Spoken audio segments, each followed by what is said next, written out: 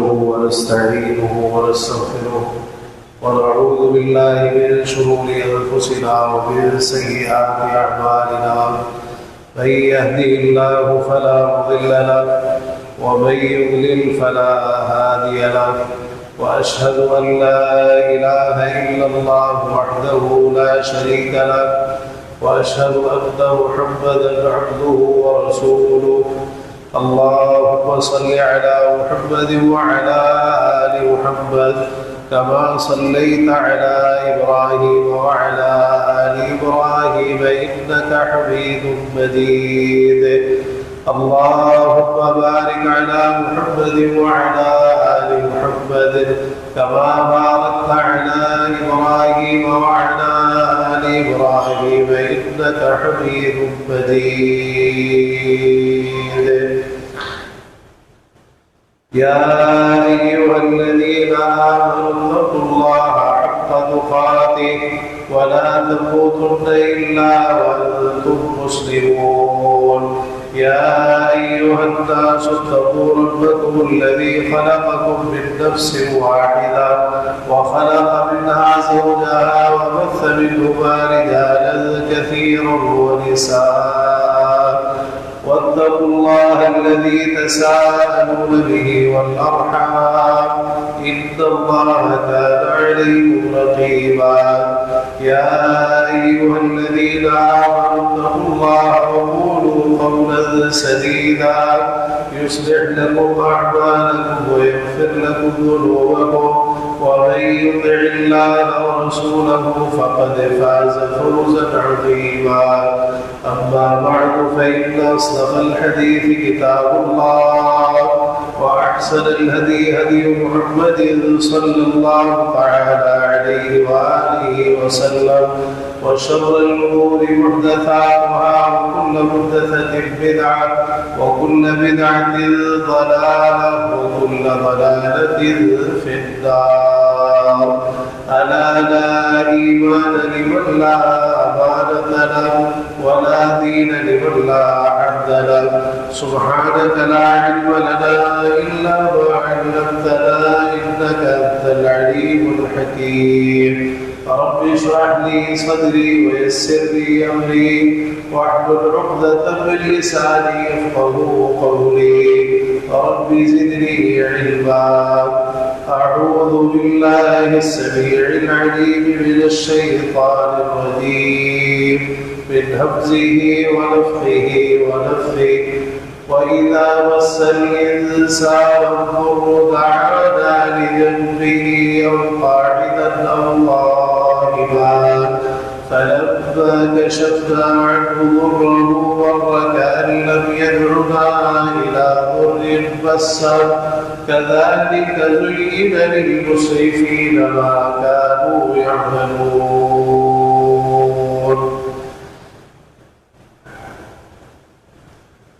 ہر قسم کی تحمیدات، تسبیحات، تحلیلات، تقدیسات، تمجیدات، تکبیرات اور عبادات کے لائق صرف اور صرف اللہ وحدہ لا شریک، احکم الحاکمین، ارحم الراحمین، احسن الخالقین والجلال والاکرام ہے۔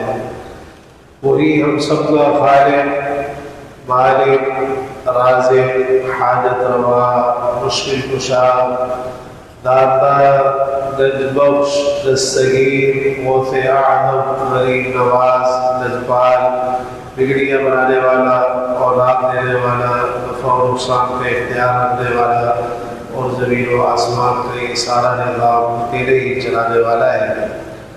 درود و سلام ہو امام الانبیاء والمرسلین، سید الاولین والآخرین، شفیع المذنبین، رحمت للعالمین، خاتم النبیین، ہم سب کے رہبر و رہنما، مقتدی و پیشوا، امام اعظم، قائد اعظم، رہبر اعظم جناب محمد رسول اللہ صلی اللہ تعالی علیہ وآلہ وسلم کی ذات گرامی پر کہ جنہیں اللہ رب العزت نے میرے اور آپ کے لیے قیامت تک آنے والے انسانوں کے لیے اسوہ حسنہ بہترین نمونہ بنا کر مبعوث فرمایا اور اپنی محبت، رحمت، مغفرت، جنت، ہدایت، نجات اور سعادت کو آپ کی اتباع اور پیروی کے ساتھ لازم کر دیا ہے۔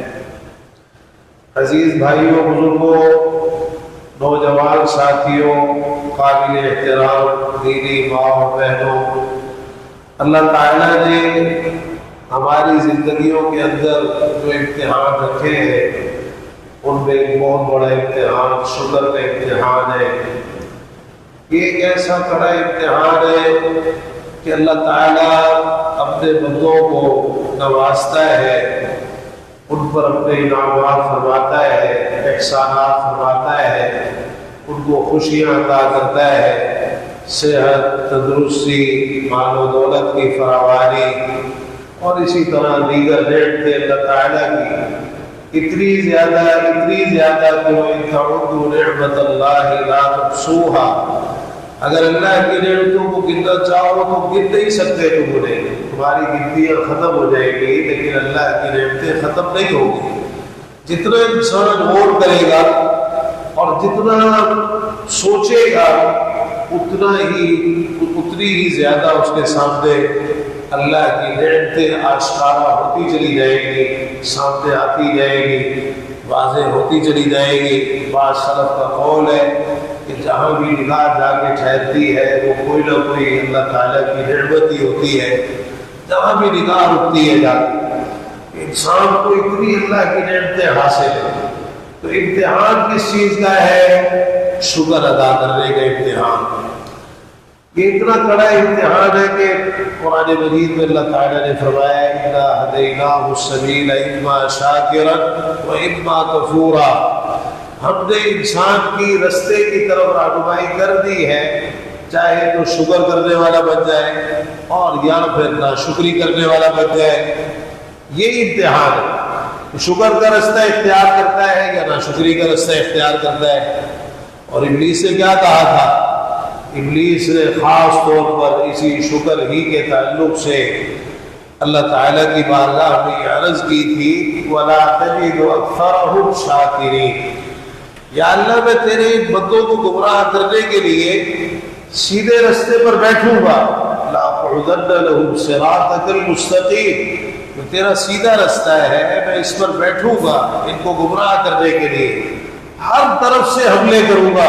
ثُمَّ لَآتِيَنَّهُمْ من بين أيديهم ومن خلفهم وعن أيمانهم وعن شمائلهم، ان کے سامنے سے بھی آؤں گا، پیچھے سے بھی آؤں گا، دائیں سے بھی آؤں گا، بائیں سے بھی آؤں گا، ہر طرف سے ان کو گمراہ کرنے کے لیے ان پر حملے کروں گا۔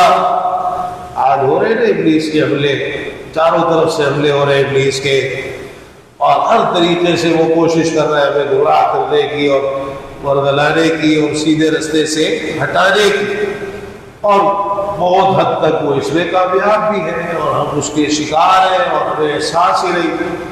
وَلَا تَجِدُ أَكْثَرَهُمْ شَاكِرِينَ، یا اللہ تو ان میں سے اکثر کو شکر کرنے والا نہیں پائے گا، شکر کرنے والے نہیں ہوں گے، نعمتیں تیری استعمال کریں گے لیکن تیری ناشکریہ بھی کریں گے، تیری نافرمانیاں کر کے، گناہ کر کے، تیری عبادت سے، تیری اطاعت اور فرما برداری سے دور رہ کر ناشکریہ بھی ساتھ ساتھ کرے گی۔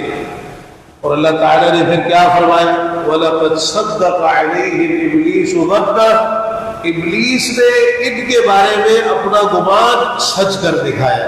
فَاتَّبَعُوهُ إِلَّا فَرِيقًا مِّنَ الْمُؤْمِنِينَ، انہوں نے ابلیس کی پیروی کی، اس کے پیچھے لگے، سوائے مومنین کی ایک جماعت، وہ تھوڑے لوگ، وَقَلِيلٌ مِّنْ عِبَادِيَ الشَّكُورُ، فرمایا میرے شکر گزار بندے انتہائی تھوڑے، ورنہ اکثریت ناشکروں کی ہے۔ تو عزیز بھائیوں، مجھے اور آپ کو بھی تو دیکھنا چاہیے کہ شکر کے اس امتحان میں ہم کہاں کھڑے ہیں، ہماری زندگیاں بھی اس شکر میں بسر ہو رہی ہے یا ناشکری ہی ناشکری ہے؟ قدم قدم پر اللہ تعالیٰ کی نعمتوں کا ہمیں کوئی احساس ہی نہیں۔ دیکھیے، نعمت جب کسی کو حاصل ہوتی ہے اور اس پر وہ اللہ کا شکر ادا نہیں کرتا، وہ نعمت بھی اس کے لیے زحمت بن جاتی ہے، مصیبت بن جاتی ہے۔ ابو حازم رحمہ اللہ کا قول ہے، فرماتے ہیں کل نعمت لا تقرب من اللہ فہی ولیہ، ہر نعمت جو اللہ کے قریب نہ کرے وہ مصیبت ہے، وہ مصیبت ہے انسان کے لیے، زحمت ہے۔ نعمت ہے ہی اس وقت کہ جب انسان اس پر اللہ کا شکر ادا کرے، لیکن نعمت ملی انسان کو اللہ تعالیٰ کی طرف سے، پھر اس پر اللہ کا شکر ادا نہیں کیا، اب وہ نعمت نہیں رہی۔ قرآن مجید میں اللہ تعالیٰ نے فرمایا نا سنستدرجهم من حیث لا يعلمون، ان قریب ہم انہیں درجہ بدرجہ پکڑیں گے ایسی جگہ سے جہاں سے یہ جانتے بھی نہیں، ان کو پتہ بھی نہیں چلے گا، ایسے طریقے سے ہم آہستہ آہستہ ان کی گرفت کریں گے اور ان کو اپنی پکڑ میں لے لیں گے۔ تو یہاں مفسرین نے خاص طور پر اس کی تفسیر میں یہ ذکر کیا ہے سنستدرجهم من حیث لا يعلمون کا مطلب یہ ہے ای نسبغ علیہم النعم ونمنعهم الشکر، ہم نعمتوں کی ان پر فراوانی کر دیں گے، بڑی نعمتیں ہم ان کو عطا کریں گے، بڑی نعمتیں وافر، لیکن ساتھ ساتھ شکر سے بھی ان کو روک دیں گے، شکر نصیب نہیں ہوگا۔ نعمتیں تو ملے گی، اللہ تعالیٰ کی نعمتیں تو ان کو عطا ہوگی، لیکن شکر کی توفیق ان سے چھین لی جائے گی، یہ پھر ان نعمتوں پر اللہ کا شکر ادا نہیں کریں گے۔ اب یہ کیا ہوتا ہے، یہ پھر انسان کی پکڑ آہستہ آہستہ شروع ہو جاتی ہے، جب وہ اللہ کی نعمتیں استعمال کرے اور پھر ان نعمتوں پر اللہ کا شکر ادا نہ کرے۔ رسول اللہ صلی اللہ علیہ وسلم نے یہی فرمایا تھا نا، اذا رأیت اللہ یعطی العبد من الدنیا علی معاصیہ ما یحب فانما هو استدراج، جب تم دیکھو اللہ تعالیٰ کسی بندے کو نعمتیں عطا کر رہا ہے، اس کی نافرمانیوں کے باوجود گناہ گار ہے، خوب اللہ کی نافرمانیاں کرتا ہے، اللہ تعالیٰ پھر بھی اس کو دے رہے، اور پھر آگے کیا فرمایا ہے، ما یحب، جو وہ پسند کرتا ہے، یعنی اس کو اس کی پسندیدہ چیزیں مل رہی ہیں باوجود اس کے کہ ہے گناہ گار، تو فرمایا فإنما هو استدراج، یہ کسی غلط فہمی میں نہ رہنا، یہ استدراج، یہ وہ چیز ہے جس کے ذریعے سے اللہ تعالیٰ آہستہ آہستہ اپنے بندے کو پکڑتا ہے، مہلت دی ہے اللہ تعالیٰ۔ پھر قرآن مجید کی وہ آیت اس کے شاہد کے طور پر پیش فرمائی، فلما نسوا ما ذکروا به فتحنا علیہم ابواب کل شیء، جب انہوں نے اس چیز کو بھلا دیا جو ان کو یاد دلائی گئی تھی تو ہم نے ان پر ہر چیز کے دروازے کھول دیے، حتی اذا فرحوا بما اوتوا، یہاں تک کہ جب خوش ہو گئے اس پر جو ان کو دیا گیا تھا، اخذناہم بغتۃ، فرمایا ہم نے اچانک ان کو پکڑ لیے، بڑی عیش ہو گئی، بہت کچھ مل گیا، لیکن اللہ کا شکر ادا کرنے کی توفیق نہیں ہوئی، پھر ایسی اللہ کی پکڑ آئی، فَإِذَا هُمْ مُبْلِسُونَ، یہ نا امید ہو کر بیٹھ گئے، فَقُطِعَ دَابِرُ الْقَوْمِ الَّذِينَ ظَلَمُوا، فرمایا ان کی ظالم لوگوں کی جڑ کاٹ کے رکھ دی گئی۔ تو عزیز بھائیوں، ہمیں اس حوالے سے بہت زیادہ محتاط رہنا چاہیے کہ اگر اللہ تعالیٰ نعمتیں عطا فرمائے اور ہم ان نعمتوں پر اللہ تعالیٰ کا شکر ادا نہ کرے تو یہ معاملہ تباہی کی طرف جا رہا ہے، بربادی کی طرف جا رہا ہے۔ ہاں ڈھیل ہے، مہلت ہے اللہ تعالیٰ، اگر انسان اپنے آپ کو سنبھال لیتا ہے تو بہت اچھی بات، بہت اچھی بات، لیکن اگر نہیں سنبھالتا اپنے آپ کو، اللہ کی اطاعت سے، اللہ کی عبادت سے دور ہے، گناہ کر رہا ہے، نافرمانیاں کر رہا ہے، تو پھر اس کا معاملہ انتہائی خطرناک۔ اللہ تعالیٰ نے قرآن مجید کے اندر کچھ لوگوں کا شکوہ کیا ہے اور کچھ لوگوں کی حالت بیان فرمائی کہ وہ لوگ اللہ تعالیٰ جب کسی مصیبت سے، کسی پریشانی، تکلیف، دکھ اور غم سے انہیں دوچار کرتا ہے تو پھر تو بڑی اللہ کی ان کو یاد آتی ہے، بڑا اللہ کو پکارتے ہیں، اللہ سے دعائیں کرتے ہیں، اللہ تعالیٰ کے سامنے عاجزی انکساری کا اظہار کرتے ہیں، لیکن جیسے ہی وہ مصیبت دور ہو جاتی ہے اللہ تعالیٰ اس مصیبت کو دور کر دیتا ہے، پھر دوبارہ اللہ کی نافرمانیاں شروع کر دیتے ہیں، پھر گناہوں کی طرف چلے جاتے ہیں، پھر اللہ کی عبادت سے دور ہو جاتے ہیں، پھر مسجد کا رستہ بھول جاتا ہے، پھر نمازوں میں غیر حاضر، پھر فجر کی نماز سو کے بستر پہ گزار رہا ہے، پھر اس کو توفیق ہی نہیں مل رہی اللہ کے راستے میں خرچ کرنے کی۔ جب مصیبت آئی تھی، جب پریشانی اور تکلیف آئی تھی، اس وقت اس کا کیا حال تھا؟ اللہ تعالیٰ نے یہی فرمایا وَإِذَا مَسَّهُ الشَّرُّ فَذُو دُعَاءٍ عَرِيضٍ، لمبی لمبی اللہ سے دعائیں مانگتا تھا۔ وَإِذَا أَنْعَمْنَا عَلَى الْإِنسَانِ أَعْرَضَ وَنَأَىٰ بِجَانِبِهِ، فرمایا ہم انسان پر انعام کرتے ہیں تو یہ منہ موڑ لیتا ہے، اپنے پہلو کے بل پھر جاتا ہے۔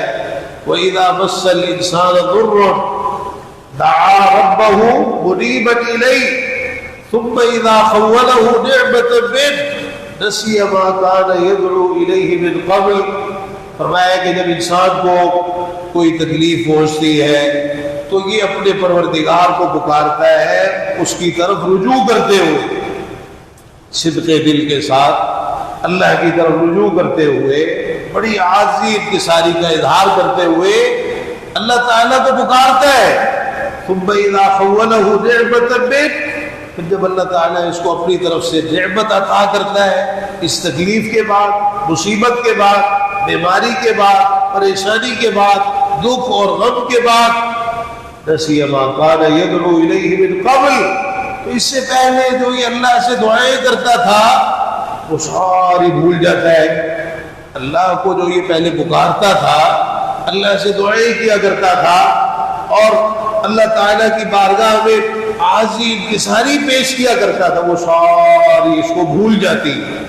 یہ ہے نا مصیبت انسان کہ جب پریشانی اور تکلیف ہے تو پھر تو اللہ کی یاد آئی، لیکن جب پریشانی اور تکلیف چلی گئی تو اللہ کو بھلا دیا۔ اور عربی کا ایک شاعر کہتا ہے صلی المصلی لامر کان یطلبہ فلما انقضى الامر لا صام ولا صلى، نماز پڑھنے والے نے نمازیں پڑھی ایک کام کے لیے جو وہ چاہتا تھا کہ میرا یہ کام ہو جائے، فلاں چیز مجھے مل جائے، اس کے لیے اس نے نمازیں پڑھی، لیکن جب اس کا وہ کام ہو گیا نہ اس نے روزے رکھے نہ نمازیں پڑھی، پھر نمازیں بھی گئی، روزے بھی گئے، فرائض بھی گئے، سب کچھ گئے۔ مصیبت میں تو بڑے نوافل بھی پڑھ رہا تھا، بڑا صدقہ خیرات بھی کر رہا تھا، سارا کچھ کر رہا تھا، لیکن جیسے ہی وہ مصیبت گئی، اب اس کا مطلب کیا ہے؟ اس کا مطلب یہ ہے کہ انسان اتنا مطلب پرست ہو گیا، اتنا مفاد پرست ہو گیا کہ اللہ تعالیٰ کو بھی دھوکہ دینے کی کوشش کرتا ہے۔ اللہ تعالیٰ نے تو اس کو اپنی عبادت کے لیے پیدا کیا ہے، ساری زندگی اللہ کی عبادت میں گزارے، لیکن اس کو اللہ کی عبادت یاد آتی ہے اپنے مطلب کے وقت، جب اس کو اللہ تعالیٰ سے کوئی مطلب ہوتا ہے، مصیبت ہے، پریشانی ہے، تکلیف ہے، دکھ ہے، غم ہے، بیماری ہے، اب جیسے ہی وہ مطلب پورا ہو گیا اللہ کی عبادت سے منہ موڑ لی۔ تو عزیز بھائیو، اللہ تعالیٰ کو ایسے لوگ سخت ناپسند ہے۔ وَإِذَا مَسَّ الْإِنسَانَ الضُّرُّ دَعَانَا لِجَنبِهِ أَوْ قَاعِدًا أَوْ قَائِمًا، انسان کو جب تکلیف پہنچتی ہے تو یہ ہمیں اپنے پہلو کے بل پکارتا ہے۔ پہلو کے بل یعنی لیٹے ہوئے یا بیٹھے ہوئے یا کھڑے ہوئے، تین ہی حالتیں ہوتی ہیں، انسان یا لیٹا ہے یا بیٹھا ہے یا کھڑا ہے۔ اللہ تعالیٰ فرما رہے ہیں تکلیف آئی ہے اس پر، ہر وقت ہمیں پکار رہا ہے، ہم سے دعائیں کر رہا ہے۔ عزیز بھائیوں، یہی حال ہوتا ہے انسان پر جب تکلیف آتی ہے نا، پریشانی آتی ہے تو یہی حال ہوتا ہے جو قرآن مجید میں اللہ تعالیٰ نے بیان فرمایا ہے۔ لیکن مصیبت کیا ہے؟ فَلَمَّا كَشَفْنَا عَنْهُ ضُرَّهُ مَرَّ كَأَن لَّمْ يَدْعُنَا إِلَىٰ ضُرٍّ مَّسَّهُ، جب ہم اس کی تکلیف دور کر دیتے ہیں تو ایسے گزر جاتا ہے جیسے تکلیف کے وقت اس نے کبھی ہمیں پکارا ہی نہیں تھا، ایسے ہو جاتے ہیں۔ کہاں مشکل میں، مصیبت میں ہر وقت یہ ہم سے دعائیں کر رہا ہوتا ہے، اور کہاں جیسے ہی مشکل گئی، پریشانی گئی، اس کو یاد ہی نہیں رہتا کہ میں نے کسی تکلیف کے آنے پر اللہ تعالیٰ سے بڑی دعائیں مانگی تھی، بڑی التجائیں کی تھی، بڑی فریادیں کی تھی۔ اللہ تعالیٰ نے یہ ایسے لوگوں کی حالت بیان فرمائی۔ اسی طرح قرآن مجید کے کئی مقامات ہیں جہاں اللہ تعالیٰ نے اس چیز کو ذکر کیا، حتیٰ کہ یہ تک ذکر فرما دیا کہ مشکل میں ہوتے اللہ کو پکارتے، بڑی عاجزی انکساری پیش کرتے، حتیٰ کہ یہ تک کہہ دیتے لَإِنْ أَنْجَيْتَنَا مِنْ هَٰذِهِ لَنَكُونَنَّ مِنَ الشَّاكِرِينَ، یا اللہ اگر اس مصیبت سے تو نے نجات دے دی نا تو ہم تیرے شکر کرنے والے بندوں میں سے ہو جائیں گے، تیری ناشکری نہیں کریں گے، نافرمانی نہیں کریں گے، شکر ادا کریں گے، شکر ادا کرتے ہوئے زندگی گزاریں گے۔ یا اللہ بس ایک دفعہ یہ مصیبت ٹال دے، یہ ہماری پریشانی تکلیف، یا اللہ یہ میری بیماری، اس کو دور فرما دے۔ اللہ تعالیٰ امتحان لیتا ہے، فرمایا فلما جاءہم، جب اللہ تعالیٰ ان کو نجات دے دیتا ہے اس پریشانی تکلیف مصیبت بیماری سے، اذا ہم یبغون فی الارض بغیر الحق، زمین میں ناحق سرکشی شروع کر دیتے، ظلم شروع کر دیتے، دوسروں کے حق مارنے شروع کر دیتے، فساد شروع کر دیتے، اللہ تعالیٰ کی نافرمانیاں شروع کر دیتے۔ اتنا خطرناک انسان کا معاملہ ہے۔ تو یہ کئی مقامات پر اللہ تعالیٰ نے یہ شکوہ کیا ہے انسان سے، اے انسان تجھے اپنی حالت پر ذرا غور تو کرنا چاہیے، تو مشکل میں ہوتا ہے، کتنے وعدے کرتے ہیں اللہ تعالیٰ سے، اولاد چاہیے نا۔ قرآن مجید میں اللہ تعالیٰ نے ذکر فرمایا فَلَمَّا أَثْقَلَتْ دَعَوَا اللَّهَ رَبَّهُمَا لَئِنْ آتَيْتَنَا صَالِحًا لَنَكُونَنَّ مِنَ الشَّاكِرِينَ۔ بیوی حاملہ ہو گئی، بوجھل ہو رہی ہے، آہستہ آہستہ دن گزر رہے، جیسے جیسے وقت گزر رہا ہے پریشانی بڑھتی چلی جا رہی ہے، پتہ نہیں کیا ہوگا، کیا بنے گا، عمل ساقط نہ ہو جائے، کوئی نقصان نہ ہو جائے، بڑی احتیاط چل رہی ہے۔ بڑے کئی تو ایسے بیوقوف ہوتے ہیں بار بار ڈاکٹروں کے چکر لگا رہے ہوتے ہیں۔ اللہ پر توکل کی کمی ہے نا، ایمان کی کمزوری، ان کا توکل ڈاکٹروں کے اوپر ہے، بار بار وہ ڈاکٹر بھی پریشان ہو جاتا ہے۔ بھائی چین سے گھر میں بیٹھو، اللہ سے دعائیں کرو، اللہ پہ توکل کرو، اللہ پہ بھروسہ کرو، سب کچھ اللہ کے ہاتھ میں، اللہ کے اختیار میں۔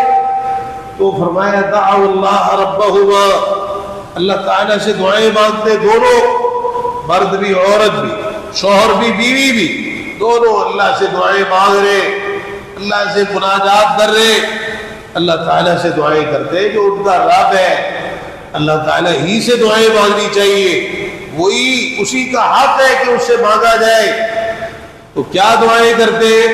لَإِنْ آتَيْتَنَا صَالِحًا لَنَكُونَنَّ مِنَ الشَّاكِرِينَ، یا اللہ اگر تو نے ہمیں تندرست اولاد عطا فرمائی، نیک اولاد عطا فرمائی، تندرست اولاد عطا فرمائی، تو ہم شکر کرنے والوں میں سے ہو جائیں گے، تیرا شکر ادا کریں گے یا اللہ۔ وعدہ کرتے ہیں اللہ سے۔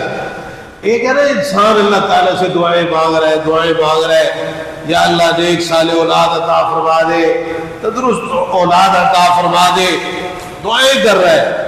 اس سے بھی آگے انسان اللہ سے وعدے کر رہا ہے، یا اللہ بس تو ایک دفعہ دے دے، بس دے دے، بڑے نیک ہو جائیں گے، ہم بڑا تیرا شکر ادا کریں گے۔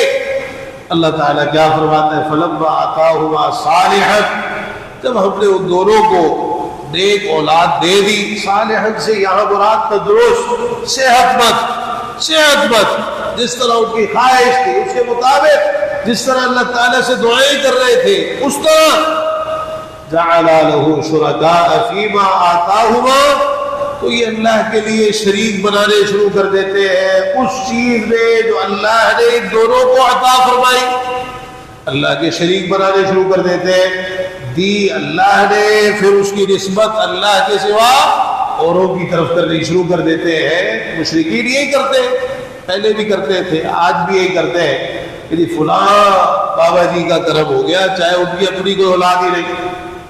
لوگوں نے شرک کے تعلق سے اتنے خطرناک قسم کے عقیدے اختیار کر رکھے ہیں کہ اللہ کی بنا، کئی ایسے ناموں میں نام رکھ دیتے ہیں، پیرا دتا، پیر دتا بھی نہیں، پیرا دتا، اور اس طرح کے شرکیہ نام اللہ کے سوا اوروں کی طرف اس بچے کو منسوخ کرنا شروع کر دیتے ہیں، بڑے الٹے سیدھے کام بھی شروع کر دیتے ہیں، بچے کو کڑے پہنا رہے، دھاگے پہنا رہے کالے، اور تعویذ کہاں سے لے کر اس کو کچھ ہو نہ جائے، کچھ ہونا ہوگا تو کوئی روک تو نہیں سکتا نا، سب کچھ تو اللہ کے اختیار دیا بھی اللہ۔ ہاں یہ تمہارے شکر کا امتحان ہے. اللہ نے اولاد دی ہے, اب تم اللہ کا کتنا شکر ادا کرتے ہو.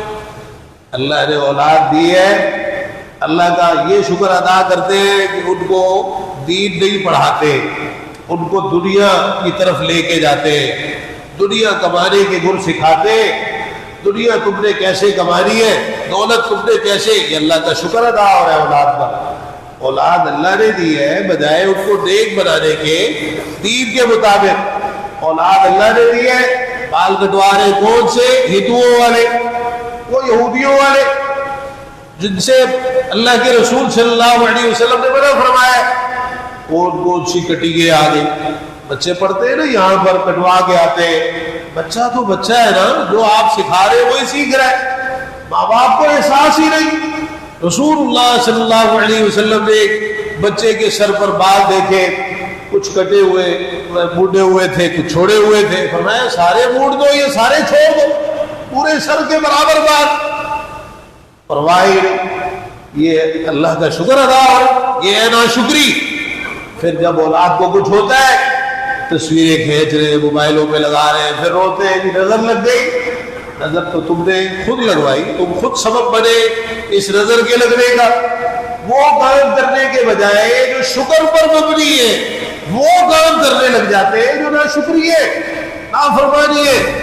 پھر آگے جب ان بچوں کی شادیاں کرتے ہیں, وہ طوفان بدتمیزی برپا کرتے ہیں, اللہ کو ناراض کرتے ہیں. وہ بے حیائی کے کام, گانے بجانا, ڈھول دھماکے. اللہ نے اس کو اولاد دی ہے, اب یہ ان کی شادیاں, یہ اللہ کا شکر ادا ہو, یہ شکر ادا ہو رہے, خوشی دی, خوشی کا موقع ہے, تو یہ خوب اللہ کو ناراض کر رہے. ان اللہ یغار, اللہ کو غیرت آتی ہے. وغیرت اللہ یاتی المؤمن ما حرم اللہ, اللہ کی غیرت یہ ہے کہ مومن وہ کام کرے جو اللہ نے اس پر حرام کیا ہے. عام حالات میں اگر کوئی ساز سنتا ہے نا, وہ بھی بڑا سخت گناہ ہے, لیکن خوشی کے موقع پر خاص طور پر اگر کوئی ساز, گانے بجانے اس طرح کے کام کرتا ہے تو فرمایا یہ ملعون آواز ہے, لعنت کی گئی ہے ایسی آواز پر. تو یہ ملعون آوازیں ہمارے گھروں میں چل رہی ہوتی ہیں, خوشی کے پروگراموں میں چل رہی ہوتی ہے, تو فانے بدتمیزی برپا کروا رکھا ہوتا ہے. ہم سنتے رہتے ہیں آئے دن آواز. بس اوقات یہاں نماز پڑھ رہے ہوتے ہیں, ادھر سے گاڑیاں گزرتی ہے, اتنی اونچی آواز ہے جی فلانے کی شادی ہو رہی, شادی نہیں ہو رہی, بربادی ہو رہی. اللہ کو ناراض کر لو گے تو پیچھے کچھ بچے گا تمہارا, کیا سمجھتے ہو اپنے آپ؟ انسان تو ویسے ہی بڑا کمزور. عرض کرنے کا مقصد یہ ہے کہ انسان اللہ سے وعدے کرتا ہے مشکل میں, پریشانی میں, لیکن جب پریشانی دور ہوتی ہے تو اس کو اپنے اللہ سے کیے ہوئے وعدے بھول جاتے ہیں. نہیں بھولنے چاہیے. یہ بہت بڑا امتحان ہوتا ہے کہ مشکل جب چلی گئی, پریشانی چلی گئی, اب اور زیادہ انسان کو اللہ کا شکر ادا کرنا چاہیے. اللہ تعالیٰ توفیق عطا فرما دے. وآخر دعوانا الحمدللہ رب العالمین.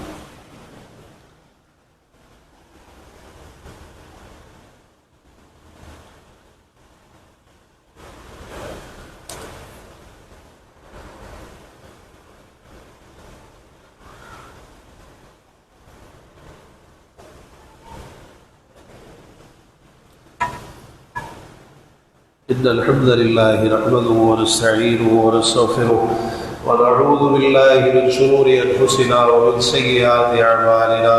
من يهده الله فلا مضل له ومن يضلل فلا هادي له. وأشهد أن لا إله إلا الله وحده لا شريك له وأشهد أن محمدا عبده ورسوله. اللهم صل على محمد وعلى آل محمد كما صليت على إبراهيم وعلى آل إبراهيم إنك حميد مجيد. اللهم بارك على محمد وعلى آل محمد كما باركت على إبراهيم وعلى آل إبراهيم إنك حميد مجيد. عزیز بھائیوں, اللہ تعالیٰ نے ایسے ہی ایک اور وعدہ دوسرے مقام پر بھی ذکر کیا ہے. وَمِنْهُمْ مَنْ عَاهَدَ اللَّهَ لَئِنْ آتَانَا مِنْ فَضْلِهِ لَنَصَّدَّقَنَّ وَلَنَكُونَنَّ مِنَ الصَّالِحِينَ. کچھ لوگ ان میں سے ایسے ہیں جو اللہ سے وعدہ کرتے ہیں کہ اگر اللہ نے اپنے فضل سے انہیں عطا کیا تو ہم صدقہ کریں گے, ضرور بھی ضرور صدقہ کریں گے, اور ضرور بھی ضرور ہم نیک لوگوں میں سے ہو جائیں گے. آگے کیا ہوتا ہے پھر فلما آتاہم من فضلہ، اللہ تعالیٰ جب اپنے فضل سے انہیں عطا کر دیتا ہے، کاروبار چل پڑا، نوکری اچھی مل گئی، مال آنا شروع ہو گیا، فراوانی ہو گئی، بخیلوا بہ، فرمایا اس میں کنجوسی شروع کر دیتا ہے، بخل کرنا شروع کر دیتا ہے، خرچ ہی نہیں کر رہا ہے اللہ کے راستے میں، روک کے رکھ رہا ہے، جمع کر کے رکھ رہا ہے، کمیٹیاں ڈال رہا ہے، پیسے جوڑ رہا ہے، اس کی امیدیں خواہشیں بڑی لمبی ہو گئی، ابھی تو میں نے یہ کرنا ہے، ابھی تو میں نے فلانا مکان لینا ہے، ایک لے لیا، ابھی تو میں نے دوسرا لینا ہے، ابھی تو میں نے گاڑی لینی ہے، ابھی تو یہ کرنا ہے، ابھی وہ کرنا ہے۔ بھائی تو کر سارا کچھ، لیکن اللہ کے راستے میں تو دے، اللہ کے راستے میں تو خرچ کر۔ فرمایا نہیں، کنجوسی کرتے، وَتَوَلَّوْا وَهُمْ مُعْرِضُونَ، اور پھر جاتے احراز کرتے ہوئے، روگردانی کرتے ہوئے پھر جاتے۔ اب یہ کن کی حالت؟ فَأَعْقَبَهُمْ نِفَاقًا فِي قُلُوبِهِمْ إِلَىٰ يَوْمِ يَلْقَوْنَهُ بِمَا أَخْلَفُوا اللَّهَ مَا وَعَدُوهُ وَبِمَا كَانُوا يَكْذِبُونَ، اللہ سے وعدہ کر کے اس کی خلاف ورزی کی نا، اور اللہ سے جھوٹ بولا انہوں نے، اس کے بدلے میں قیامت تک کے لیے اللہ تعالیٰ ان کے دلوں میں نفاق ڈال دیتا، نفاق آ جاتا ہے، پھر سچا ایمان نہیں رہتا۔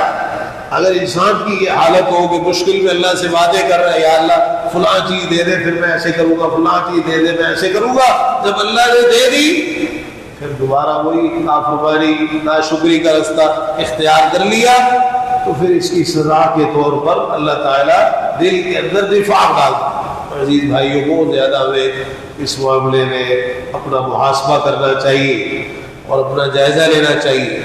ہم دیکھتے ہیں کہ کچھ چہرے پریشانی کے وقت تو مسجد میں نظر آ رہے ہوتے ہیں، لیکن پھر جب وہ پریشانی چلی جاتی ہے نا تو پھر ان کو اللہ کا گھر میں بالکل یاد ہی نہیں رہتا، کوئی پرواہ ہی نہیں ہوتی ان کو، وہ مستقل حاضری ہے ہی نہیں۔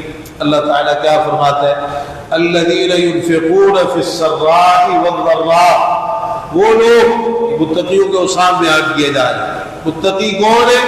خوشحالی میں اور تنگی میں، دونوں میں اللہ کے راستے میں خرچ کرتے ہیں۔ یہ نہیں ہے کہ خالی تنگی میں خرچ کیا، خوشحالی میں خرچ نہیں کیا۔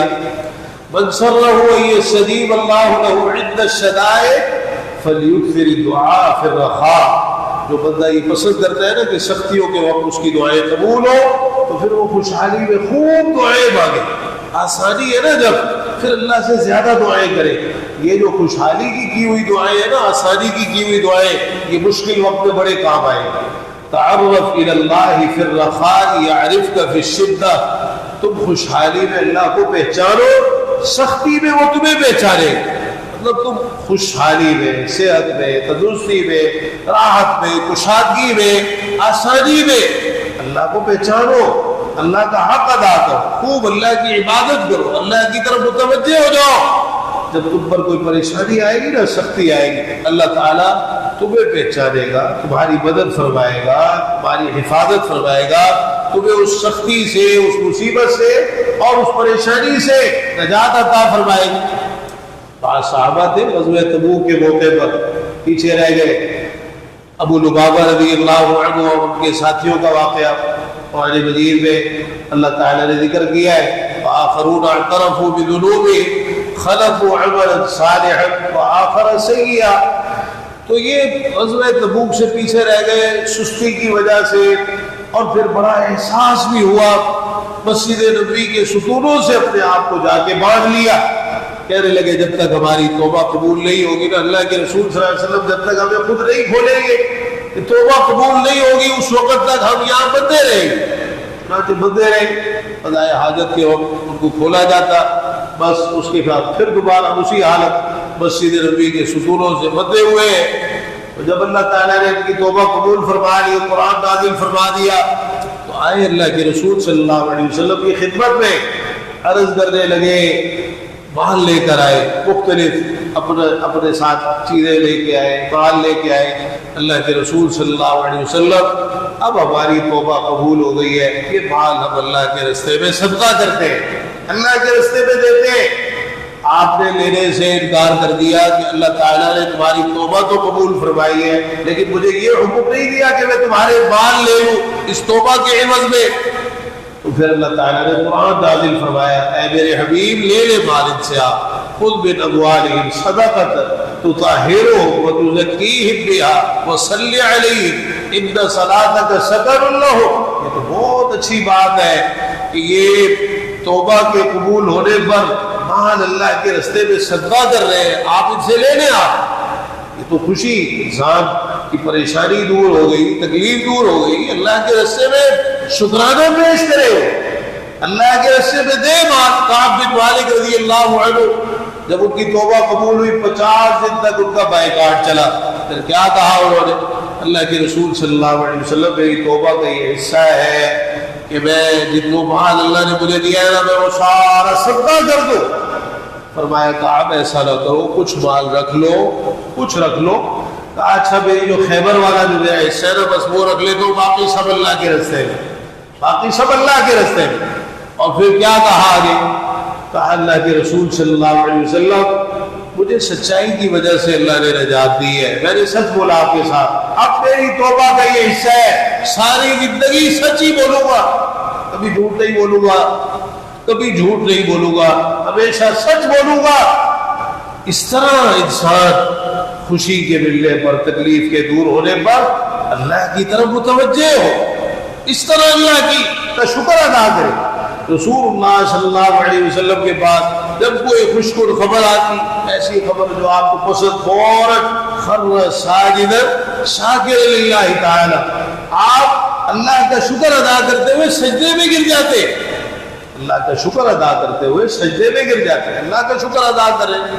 تو عزیز بھائیوں، مجھے اور آپ کو بھی اپنے رویوں پر غور کرنا ہے کہ ہمیں مصیبت کے وقت تو اللہ کی یاد آ جاتی ہے، تکلیف پریشانی بیماری میں تو اللہ کو یاد کر لیتے ہیں، لیکن جب تکلیف پریشانی بیماری دکھ غم چلا جاتا ہے پھر اللہ کو بلا دیتے ہیں. یہ چیز انتہائی خطرناک ہے، اور یہ انسان کے کسی کام کی نہیں ہے، یہ صرف مطلب پرستی ہے کہ اپنے مطلب کے لیے مشکل میں انسان اللہ کو یاد کر لے اور جب مشکل چلی گئی تو پھر اللہ کو بلا دے. اللہ تعالیٰ ہمیں توفیق نصیب فرما دے کہ ہمارے عقیدے، عبادات، معاملات، شکل و صورت، لباس، کاروبار، تجارت، چلنا پھرنا، اٹھنا بیٹھنا، سونا جاگنا، اخلاق، گفتار، کردار، خوشی اور غمی کے تمام امور سب کچھ پیارے پیغمبر جناب محمد رسول اللہ صلی اللہ تعالی علیہ وآلہ وسلم کے طریقے کے مطابق ہونا چاہیے. ربنا آتنا فی الدنیا حسنہ وفی الآخرۃ حسنۃ وقنا عذاب النار. ربنا ظلمنا انفسنا وان لم تغفر لنا وترحمنا لنكونن من الخاسرين. رب اغفر وارحم وانت خير الراحمين.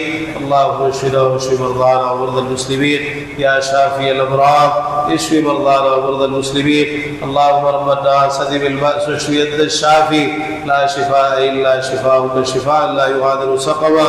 ربنا اغفر لنا ولاخواننا الذين سبقونا بالايمان ولا تجعل في قلوبنا غلا للذين امنوا ربنا انك رؤوف رحيم. رب ارحمهما كما ربياني صغيرا. ربنا هب لنا من ازواجنا وذرياتنا قرة اعين واجعلنا للمتقين اماما. اللهم استر عوراتنا وآمن روعاتنا. اللهم انا نسألك العفو والعافية والمعافاة في الدنيا والآخرة. اللهم اكفنا بحلالك عن حرامك واغننا بفضلك عن من سواك. يا حي يا قيوم برحمتك نستغيث. يا مقلب القلوب ثبت قلوبنا على دينك. اللهم صرف القلوب صرف قلوبنا على طاعتك. اللهم طهر قلوبنا من النفاق وأعمالنا من الرياء وألسنتنا من الكذب وأعيننا من الخيانة فإنك تعلم خائنة الأعين وما تخفي الصدور. ربنا آتنا من لدنك رحمة وهيئ لنا من أمرنا رشدا. اللهم أعز الإسلام والمسلمين. اللهم انصر المظلومين من المسلمين. اللهم عليك بالكفار أجمعين. اللهم إنا نجعلك في نحورهم ونعوذ بك من شرورهم. اللهم اكفناهم بما شئت. اللهم اكفنا شر الأشرار وكيد الفجار ومن كل طارق يطرق إلا طارق يطرق بخير يا رحمن. اللهم لا تشرك بنا الأعداء ولا الحاسدين. رب اغفر وارحم وأنت خير الراحمين. ربنا تقبل منا إنك أنت السميع العليم وتب علينا إنك أنت التواب الرحيم. سبحان ربك رب العزة عما يصفون وسلام على المرسلين والحمد لله رب العالمين.